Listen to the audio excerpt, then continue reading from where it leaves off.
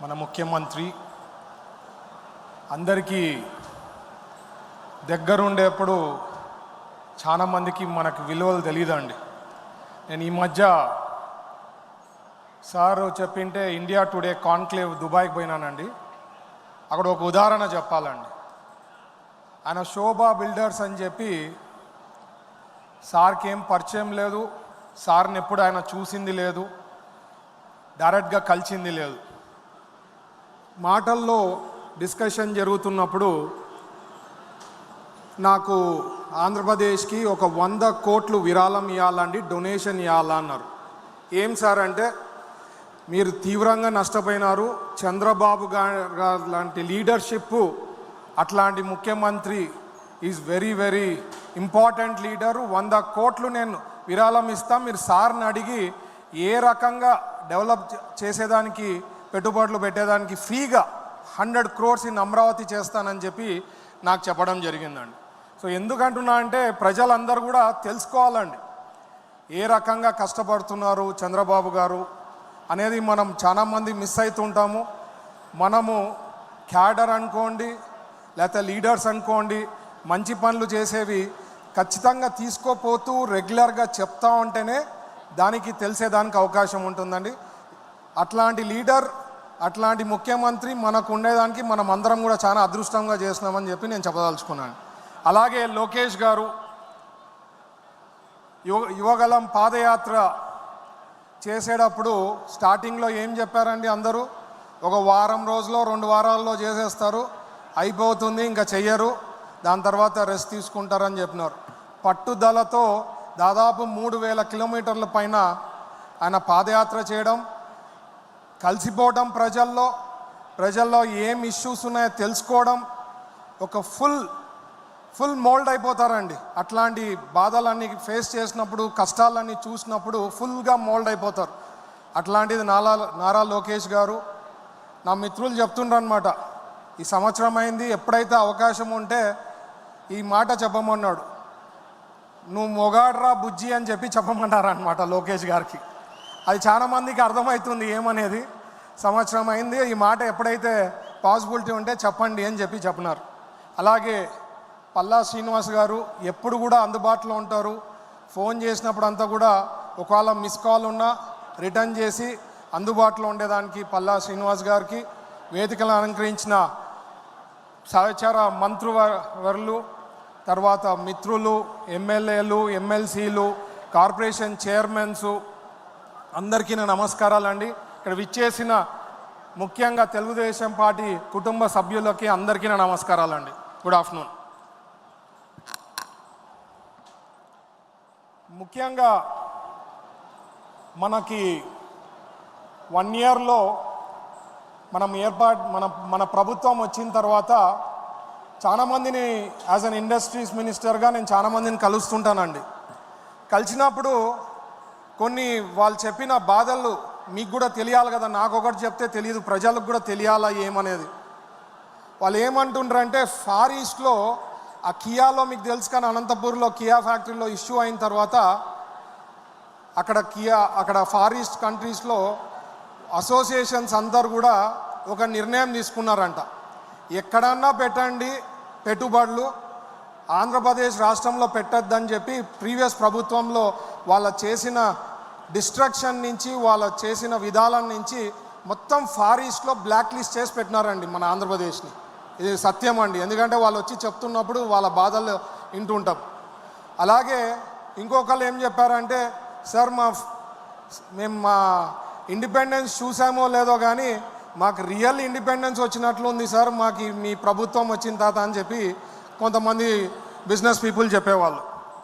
అలాగే last time ప్రభుత్వంలో వాళ్ళు ముఖ్యమంత్రి గారు కానీ వాళ్ళ విధానం ఎట్లుండేదంటే, ఒకవేళ ఎవరి దగ్గరైనా ఇండస్ట్రియలిస్టులు వస్తే మనము ప్రోటోకాల్ వదిలేసి ఎయిర్పోర్ట్ ఉంటే ఎయిర్పోర్ట్ దగ్గర పోవాలా, వాళ్ళు ల్యాండ్ అవుతున్నారంటే ఇంకెక్కడైనా ఉంటే పోయి వాళ్ళని వెల్కమ్ చెప్పమని చెప్పి మనము మన స్టైల్లో ఉంటుంది. ఆయన ఏమంటాడంటే, నేనేంది బొకేలు ఇచ్చేది, నేనేంది సన్మానం చేసేది, వాళ్ళకి ఇష్టం ఉంటే వాళ్ళు రామని వాళ్ళు వచ్చి పెట్టుబడులు పెడతారు, కానీ మాకేమి మేమేం చేసే పని లేదు వాళ్ళకి అని చెప్పి ఆ తీరు ఉండేదన్నమాట. అలాగే ఇంకొకటి ఏమంటే అండి, లాస్ట్ టైము ప్రభుత్వంలో ఒక కంపెనీ పెట్టడం జరిగింది. ఆ పేరు చెప్పదలుచుకోలేదు నేను. వాళ్ళకి మనకి ఇప్పుడు పెట్టేటప్పుడు ఏ రకంగా రాయితీలు కావాలా లేకపోతే ఏ రకంగా బెనిఫిట్స్ కావాలని చెప్పి మనం ఇస్తాం, వాళ్ళతో మాట్లాడి డిసిషన్స్ తీసుకుంటాం. అట్లా కాదు, లాస్ట్ టైం ప్రభుత్వంలో ఆయన పెట్టుబడులు పెట్టేదానికి ఆయనకి ఏదేది వర్తించదో అది జీవో ఇవ్వడం అనమాట. ఆయన ఇప్పుడు లబోదిబో కొట్టుకుంటున్నాడు వచ్చి, సార్ మేము పెట్టాము కంపెనీని, మాకు ఏమీ యూస్ఫుల్ లేదు, బెనిఫిట్స్ జీవో ఇచ్చారు, పవర్ సబ్సిడీ ఇచ్చినారు, నాకు క్యాప్టివ్ ఇంటెన్సీ ఉంది, లోకల్ జిఎస్టీ రియంబర్స్ చేస్తా అన్నారు, నేను లోకల్లో జిఎస్టీ రియంబర్స్ చేసే పరిస్థితి మాకు ఉండదు, ఎందుకంటే మేము ఎక్కువ శాతం ఆంధ్రప్రదేశ్ కాకుండా వేరే కంట్రీస్కి వేరే స్టేట్స్కి ఎక్స్పోర్ట్ చేయడం జరుగుతుంది అని చెప్పినాడు. అంటే వాళ్ళ తీరు మ్యానుఫ్యాక్చరర్స్కి బిజినెస్ పీపుల్కి అసలు వాళ్ళకి ఏ రకంగా హెల్ప్ చేయాలనే ఉద్దేశం మాత్రం ప్రీవియస్ గవర్నమెంట్కి లేనే లేదండి. అది ఒక ఉదాహరణ చెప్తున్నాను.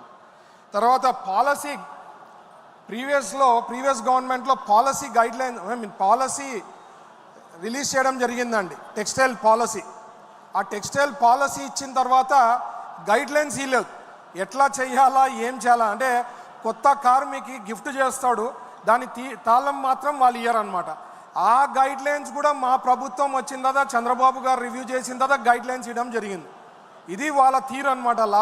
లాస్ట్ ప్రభుత్వం ఉండే తీరు అంత ఘోరంగా ఇండస్ట్రీస్ని, అంటే వాళ్ళకు పోర్ట్ఫోలియోలో అసలు ఇండస్ట్రీ పోర్ట్ఫోలియోనే ఉందనేది వాళ్ళు మర్చిపోయినరు అనమాట.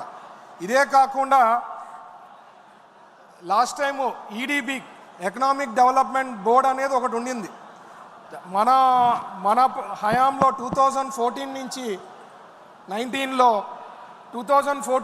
19లో ఈడీబీకి సంబంధించింది ఓన్లీ 10 మందికే వాళ్ళు పరిమితం చేయడం జరిగిందండి 2019 నుంచి 24లో. మన దాంట్లో 2014 నుంచి 19లో 65 మంది. ఎందుకు ఎకనామిక్ డెవలప్మెంట్ బోర్డు కావాలంటే రాష్ట్రంలో అన్ని పోర్ట్ఫోలియోస్కి సంబంధించింది ప్రమోషన్ చేసేది ఉంటుంది, అది చాలా ఇంపార్టెంట్. కాబట్టి దాన్ని కూడా పక్కన పట్టేసిండ్రు అనమాట ప్రీవియస్ ప్రభుత్వంలో. మన ప్రభుత్వం వచ్చిన తర్వాత దాదాపు ఇప్పుడు 50 మంది పైన పనిచేయడం, అన్ని ఇక్కడే ఇంటర్నేషనల్ కాదు నేషనల్లో కూడా పార్టిసిపేట్ చేసేది కానీ ప్రమోట్ చేసే దాని విధానంలో కానీ ఎకనామిక్ డెవలప్మెంట్ బోర్డు మరీ పరిగెత్తుతా ఉందండి, కష్టపడుతూ ఉంది. ఇప్పుడు కూడా ఒక టీం జపాన్కి పోయిందండి. సో ఇట్లా ప్రీవియస్ ప్రభుత్వం సర్వనాశనం చేసి పెట్టింది. మన ప్రభుత్వం వచ్చిన తర్వాత పాలసీస్ తేవడం జరిగిందండి. అన్ని పాలసీసు గైడ్లైన్స్కి కూడా ఇంపార్టెంట్. ఉట్టి పాలసీస్ రిలీజ్ చేసినట్లు కాకుండా మనం పాలసీస్తో పాటు గైడ్లైన్స్ కూడా ఇవ్వడం జరిగింది. అలాగే మన ముఖ్యమంత్రి గారు చంద్రబాబు గారు ఎప్పుడు కూడా స్పీడ్ ఆఫ్ డూయింగ్ బిజినెస్ అని చెప్పి క్యాప్షన్ చెప్పడం జరిగింది. Speed of doing business, speed of doing things అని. ఎందుకంటే ఒక ప్రాజెక్ట్ ఏదన్నా పెట్టాలా 3 నెలలనో 6 నెలల్లో ఒకవేళ స్పీడ్ తగ్గిందనుకోని పొరపాటున 1 సంవత్సరం 2 సంవత్సరాలు పోయిందనుకో వడ్డీనే కొన్ని కోట్లు అవుతుందండి. ఫర్ ఎగ్జాంపుల్ మా కర్నూలులో శ్రీరాజ్ స్టీల్ది ఏదైతే 2014 నుంచి 19 వరకు మనం ఇచ్చిండే హామీలు చెప్పిండే అవి నెరవేర్చక దాదాపు 2-3 ఏండ్లు ప్రాజెక్టు డిలే కావడంతో కొన్ని కోట్లు వాళ్ళకి ఎక్స్ట్రా కావడం జరిగింది. అందుకనే మన ప్రభుత్వం వచ్చిన తర్వాత speed of doing business, speed of doing things అని చెప్పి మనం క్యాప్షన్ పెట్టుకున్నాం. దాని తగ్గట్టుగా పని చేయాలని చెప్పి ఆదేశాలు ఇవ్వడం జరిగింది. అదే కాకుండా లెస్ దెన్ 1 ఇయర్లో అండి 9,40,40,000 కోట్లు పెట్టుబడులు రావడం జరిగిందండి. 9,40,000 crores. ఇవన్నీ మామూలుగా ఏదన్నా గవర్నమెంట్ ఒక 5 ఏళ్లలో 3 లక్షల నుంచి 4 లక్షల కోట్లు కానీ చేస్తే అది సూపర్ గవర్నమెంట్ అంటారు, అది చాలా బాగా చేసినారు అంటారు. మేము సంవత్సరం తిరగకుండా ముందే దాదాపు 9,40,000 కోట్లు క్యాబినెట్లు కానీ ఎస్ఐపిబి కానీ ఎస్ఐపిసిలో క్లియర్ అయ్యి అవి రెడీ ఉన్నాయి. అవన్నీ కూడా ప్రాజెక్టులు సార్ ఏం చెప్పారంటే 1000 కోట్ల పైన ఏదన్నా ఉంటే 1000 కోట్ల పైన ఉంటే డెడికేటెడ్ పర్సన్ని దానికి అప్పచెప్పి తొందరగా కంప్లీట్ చేయాలా, అన్నీ కూడా ప్రాజెక్ట్స్ 2028 లోపల కంప్లీట్ చేయాలనే ఉద్దేశం మనకుందనమాట. అలాగే 1 ఫ్యామిలీ 1 ఎంటర్ప్రెన్యూర్ అని చెప్పి చెప్పడం జరిగింది.